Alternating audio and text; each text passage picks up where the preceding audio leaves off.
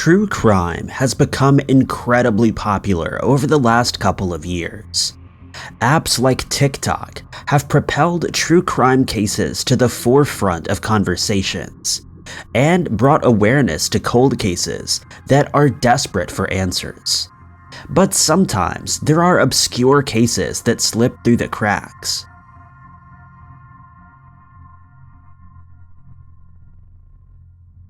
Number 5.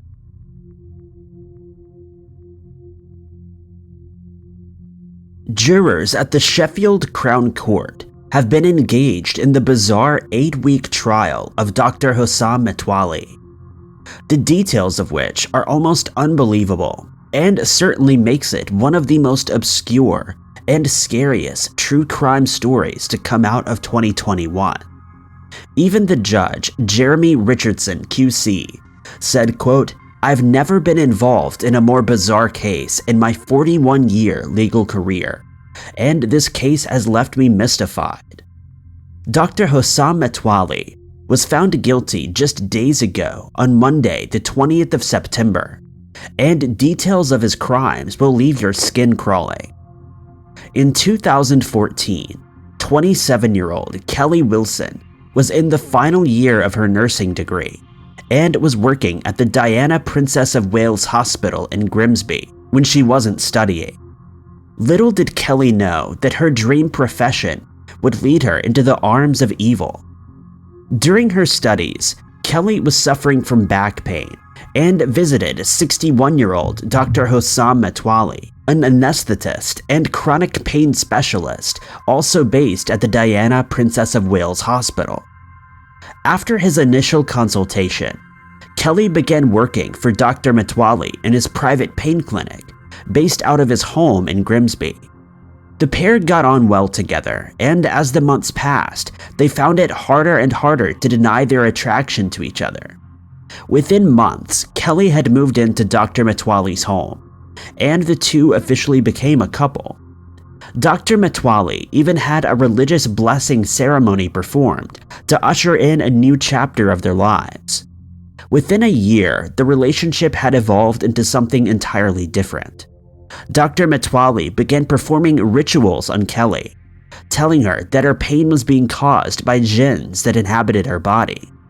Jinns are supernatural creatures from Islamic mythology, and the Islamic faith believes that jinns are shape-shifting, evil spirits that live amongst humans. Dr. Matwali began performing different variations of these rituals on Kelly, and as time went on, they became more and more twisted. Between 2015 and 2019, Dr. Matwali performed 276 rituals on Kelly, hoping that he would finally banish the evil jinn that had inhabited her body. Prayers and chantings weren't enough for Dr. Matwali, who claimed that Kelly had turned violent after hearing the call to prayer at the start of the ceremony. In order to perform a ritual successfully, Dr. Matwali began restraining Kelly to the bed. He would then pump her full of painkillers and sedatives to render her unconscious before the ritual could be performed. Disturbingly, some of these rituals were filmed by Dr. Matwali, and in the videos, Kelly can be seen in a catatonic state before she is revived with smelling salts. In one video, filmed in 2016, Kelly is brought back to consciousness by smelling salts before shouting at Dr. Matwali, saying, "You've drugged me and assaulted me. I want to phone the police."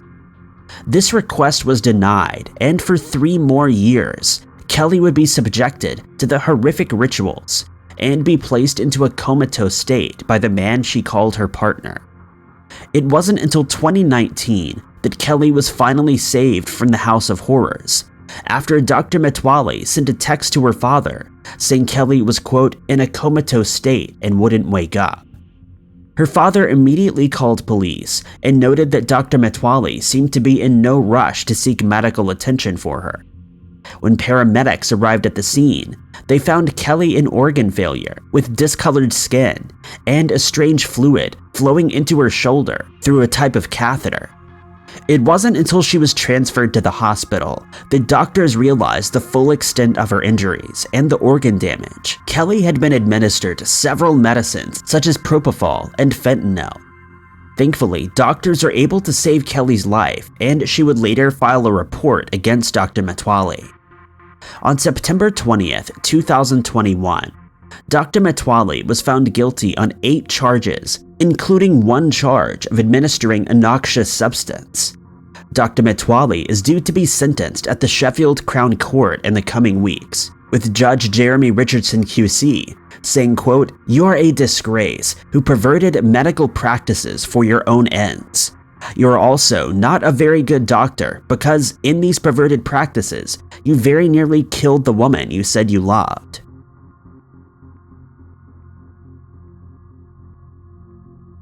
Number 4.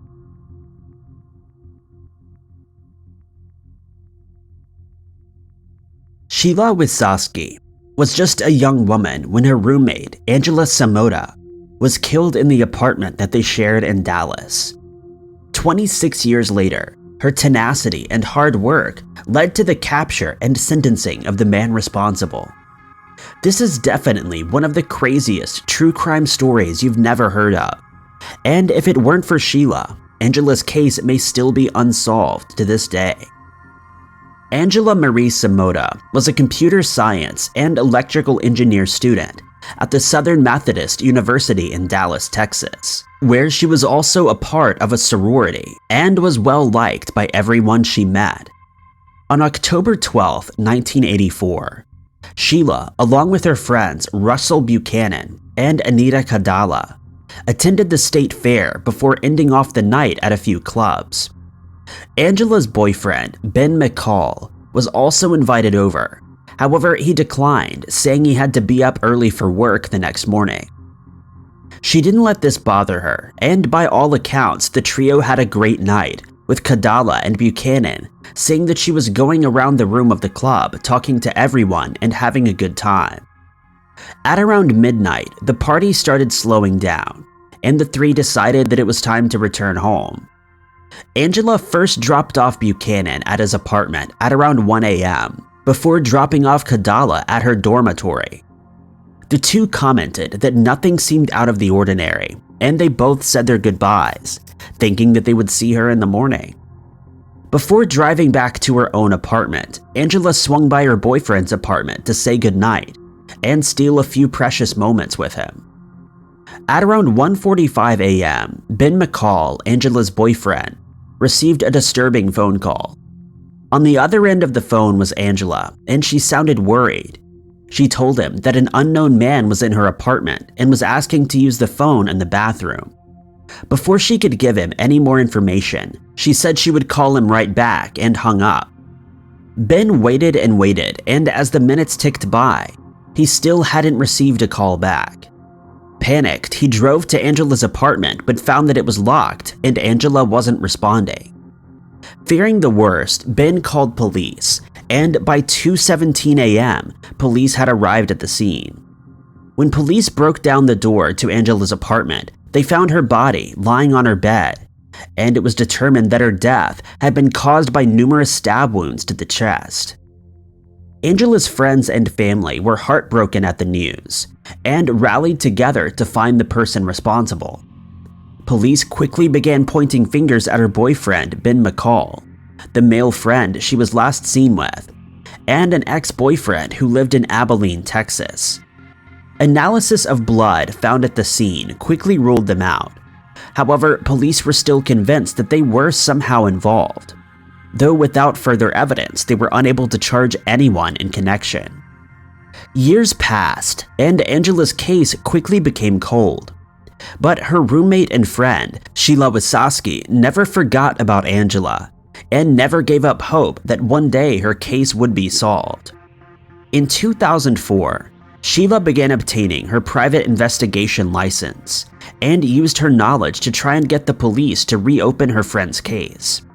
Between 2004 and 2006, Sheila contacted the Dallas Police Department over 750 times in an attempt to get Angela's case reopened. She told the BBC, quote, I just kept badgering them until the case was reopened. They were so sick and tired of me that they assigned a detective to reopen the case. Finally, in 2006, Dallas police assigned Detective Linda Crum to Angela's case, and Sheila was elated at the news. Detective Crum used DNA extracted from the blood found at the crime scene, along with other pieces of physical evidence to catch the man responsible. 2 years later, Detective Crum finally had a match. Donald Bess, an Arkansas man who was on parole at the time of Angela's homicide. In 1985, Bess had been sentenced to life in prison for aggravated assault and kidnapping, and had been imprisoned ever since. Bess was taken to trial once again, this time for the crimes against Angela Samota, and in 2010 he was found guilty and given capital punishment. Bess has tried to appeal this sentence, however the US Supreme Court has upheld his ruling. Bess is still on the Polunsky death row, awaiting an execution date.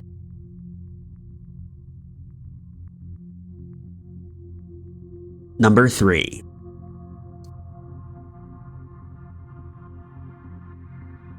"24-year-old Daniel Robinson was last seen leaving his job site where he worked as a geologist on the Sun Valley Parkway and Cactus Road area of Buckeye, Arizona, at around 9:15 a.m. on June 23, 2021. According to the website pleasehelpfinddaniel.com, which has been created by his family, quote, "Daniel has an innate passion for adventure and is known to travel on opportune moments. However, he always communicates with friends and family on his travels." Daniel was reported missing on June 23, 2021, when friends and family were unable to contact him.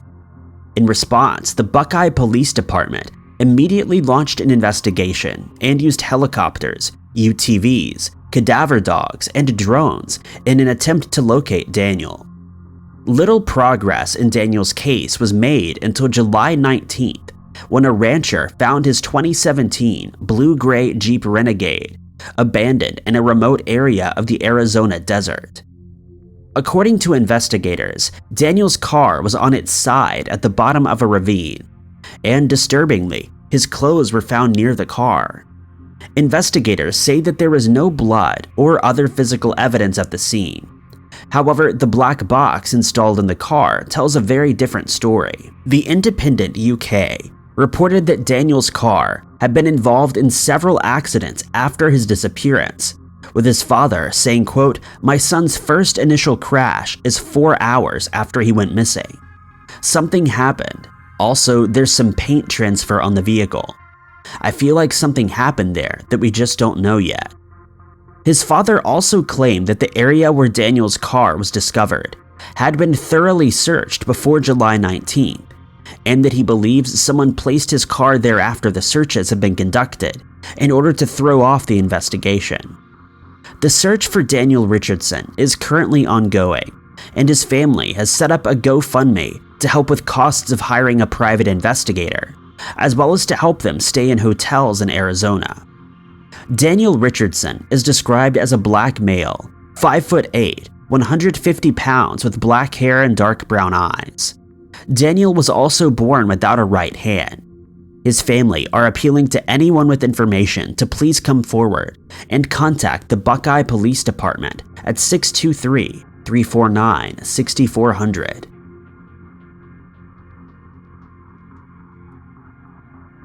Number 2.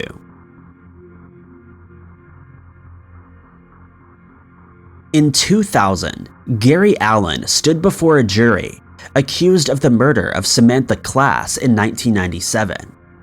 For weeks, the court listened as the prosecution presented evidence against Allen. However, they were unable to make the charges stick. Due to a lack of evidence, Allen was acquitted and released from police custody and became a free man. Little did the public know that Allen wasn't the quiet and innocent man he portrayed himself as in the courtroom. 18 years after he was acquitted of Samantha Class's murder in Hull, Yorkshire, Allen committed a similar crime against Elena Grakova in Rotherham in 2018. Thanks to DNA evidence, Alan was quickly apprehended for the crime against Grakova, and it was found that Alan's DNA matched DNA found on Samantha's body in 1998. As the DNA evidence had not been presented in the previous trial, Hull police were able to charge Alan again in Hull's first double jeopardy case. The UK Court of Appeals looked over the new evidence in 2019 and overturned the 2000 acquittal, meaning that Alan would now be charged in the case of Samantha Klass and Elena Grakova. This was a groundbreaking story in the UK, as the double jeopardy laws had recently been changed, which led to a conviction in the infamous Babes in the Woods case. Due to the current global situation, the court proceedings were hindered. However, in June of 2021, Gary Allen finally appeared at the Sheffield Crown Court, accused of the murder of Samantha Klass and Elena Grakova. During the new trial, the prosecution played a chilling recording of Allen confessing to an undercover officer back in 2012. In the recording, Allen can be heard nonchalantly discussing how he paid for Samantha's services before assaulting her and disposing of her body in the Humber River. On June 23, 2021, Gary Allen was sentenced to serve at least 37 years in prison before he can be considered for parole. Samantha and Elena's families are overjoyed that justice has been served.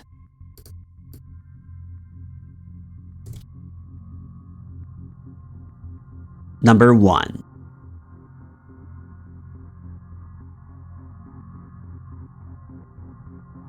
On July 30th, 2021, 70-year-old Lynn Keane was reported missing by her family, who told investigators that they had last heard from her in mid-June of that year. According to her family, her last known whereabouts were at her home in Linville Falls, North Carolina, where they were concerned for her well-being, as at the time she had a live-in caretaker who had also failed to make contact with him. The report was taken seriously, and police began their search for the missing 70-year-old woman. They appealed to the public for any information about Lynn's whereabouts and stressed the fact that she was a vulnerable adult who needed additional support in her day-to-day life. Upon arriving at Lynn's house, investigators noticed that her car was missing and that the house was eerily quiet. Days later, Lynn's 2000 Lincoln Town Car was found abandoned miles away from her home with the keys neatly tucked under the driver's seat. This wasn't all that was found in Lynn's car. In the trunk were 2 empty bags of concrete, leaving investigators with a sinking feeling in their stomach. After discovering the abandoned car, they searched Lynn's home once again and found a mass of hardened concrete in the basement that appeared to be very much out of place. After breaking through the concrete, they found the remains of Lynn Keane. Due to the state of her remains, she had to be identified via dental records. Lynn's death was classified as a homicide, but investigators are keeping tight-lipped about the exact circumstances. What we do know is that her live-in housekeeper, 53-year-old Elizabeth Casarino, is being held on a $1.6 million bond by the Avery County Sheriff's Department. Following her arrest, Elizabeth has been handed over to the relevant authorities and placed in jail until a court date can be set. No motive has been established, and Lynn's family are desperately seeking justice for her. Thank you guys so much for watching.